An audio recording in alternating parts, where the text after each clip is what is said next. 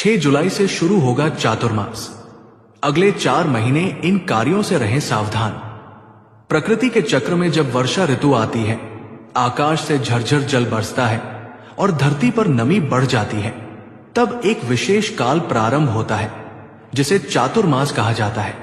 इस वर्ष 6 जुलाई 2025 आषाढ़ शुक्ल एकादशी से चातुर्मास आरंभ होगा और कार्तिक शुक्ल एकादशी दिवाली के पश्चात तक चलेगा। यानी 4 महीने ईश्वर की शरण में आत्मनियंत्रण और साधना का समय।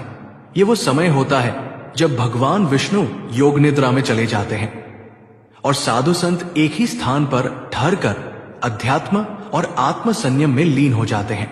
ये समय ब्रह्मांड की ऊर्जा में एक विशेष परिवर्तन का काल होता है, जब आंतरिक साधना, व्रत, तप और संयम विशेष फलदायक माने जाते हैं। चातुर्मास में किन कार्यों से बचना चाहिए?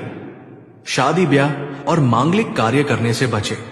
इस काल में विवाह, गृह प्रवेश, नामकरण, मुंडन आदि शुभ संस्कार नहीं किए जाते। ये समय शांत, एकाग्र और तपस्वी जीवन के लिए होता है, न कि उत्सवों के लिए। इस समय यात्राएं टालें। साधु संत भी इस समय एक ही स्थान पर ठहरते हैं, अतः लंबी यात्राएं, विशेषकर धार्मिक यात्रा से बचना श्रेयस्कर माना गया है। आत्म यात्रा ही इस समय का प्रमुख उद्देश्य है। मांसाहार व नशे से पूरी तरह दूरी बनाएं। चातुर्मास में शरीर की पाचन शक्ति भी कमजोर रहती है और आध्यात्मिक ऊर्जा संवेदनशील होती है। आत्मास, मद्य, लहसुन प्याज आदि का त्याग करना चाहिए।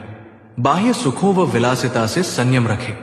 वाणी पर संयम, इंद्रियों पर नियंत्रण और मन पर काबू, यही सच्चा चातुर्मास है। इस समय में ब्यूटी ट्रीटमेंट, बाल कटवाना, नेल पॉलिश, हेयर कलर आदि से भी बचने की परंपरा है। निंदा, झूठ और वाद विवाद से दूरी बनाएं। मन को निर्मल बनाने का यही काल है। किसी की बुराई, आलोचना, छलकपट और झूठ से बचें। जो भी शब्द आप बोले वो प्रार्थना जैसे हो। क्या करें इन 4 महीनों में? भक्ति, जप, ध्यान, स्वाध्याय और सेवा। व्रत रखें। एकादशी, श्रावण सोमवार, हरितालिका तीज, गणेश चतुर्थी आदि विशेष पर्वों पर गीता, रामायण, भागवत या उपनिषद का पाठ करें। संयमित भोजन करें। हल्का, सात्विक और समय पर। मन, वाणी और कर्म तीनों से ब्रह्मांड से जुड़ने का प्रयास करें।